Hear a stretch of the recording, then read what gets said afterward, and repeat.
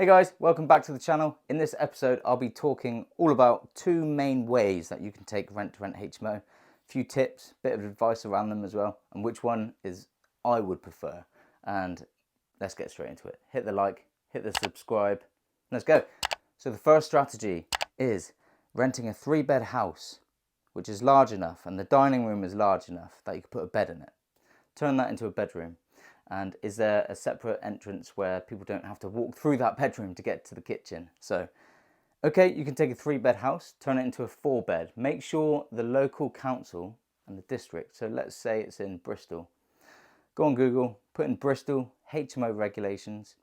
Make sure that it's 5 bedrooms and above that require a HMO license. This is extremely important. You need to get this right. Because if you're going to run a 4-bed, and rent it out to 4 individuals, you must comply with the HMO regulations for that district. So make sure you Google it. Bristol HMO regulations. And if it says 4 bedrooms and above, this strategy is out the window for you. You have to find a HMO licensed building to be able to do it. Okay. I believe Portsmouth is 3 bedrooms and above. So people literally can't do what we're talking about here. So research your area, make sure it's something you can do. And if you come across a landlord that has a 3-bed and it is a strategy that you can implement and make at least £500–600 profit per month. So you rent every room out to single individuals. Say it's an average rent of £500, you're getting £2,000 coming in. Renting the property for £1,000, for £500 in expenses, and then the rest is profit. That's one way that you can do rent to rent HMO without having a building that is HMO compliant. But make sure, and I can't stress enough, that you look at the council HMO regulations before you embark on that. Okay. Another one is taking on licensed HMOs and running the strategy through that. And the way to find these properties is on Rightmove, Open Rent, contacting landlords and estate agents. And the way to pitch your offer is a certain way. The market is flooded with people saying certain trigger words, and it's almost like it just gets shut down straight away now. So your approach needs to be careful to get the viewing. A lot of people struggle to get viewings, make hundreds of phone calls and get absolutely nowhere. So stay tuned to the end of the video and I'll give you something that will help. But make sure you hit the like, subscribe button. Should be around here somewhere. Just tap it and let's go. Okay, so call an agent. Deliver your pitch. Like I said, it's going to be something at the end of this video to help you with that. Then you're going on the viewing. You come back, you do your due diligence on that area. So it's a licensed HMO. Ask for proof of the license, or did you see it on the viewing? Quite often it's in the hallway, in a frame. So let's just assume it's a 5-bed licensed HMO. You're going to go on Spare Room 5, find 5 tenants that are suitable and pass referencing to move into this property. Depending on the average rent in the area, you've got 5 rents coming in. Here's a quick tip. As a new business, you want to recoup your initial investment back as fast as possible. Here's one thing you should do.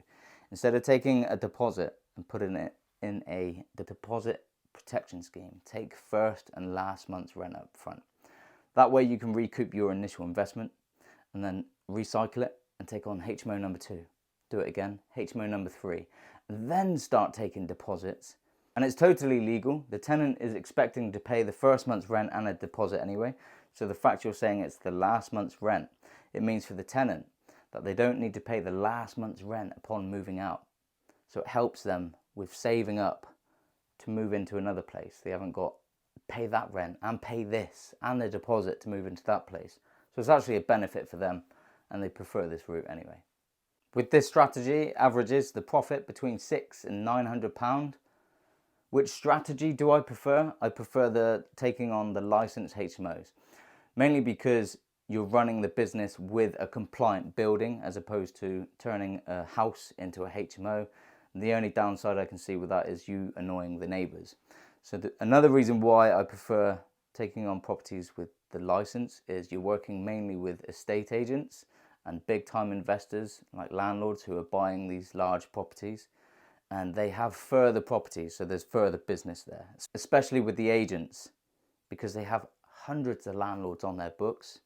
In big cities such as Birmingham, Brighton, Coventry, there are HMOs absolutely everywhere. So focus on universities, which are naturally in cities, and you will find agents that have student HMOs with the license that will consider a company let.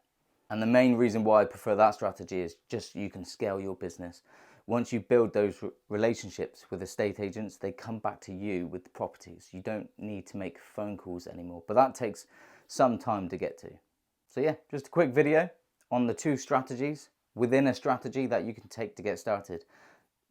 I will stress though, do not go down this road without training. It's a very expensive game if you get it wrong.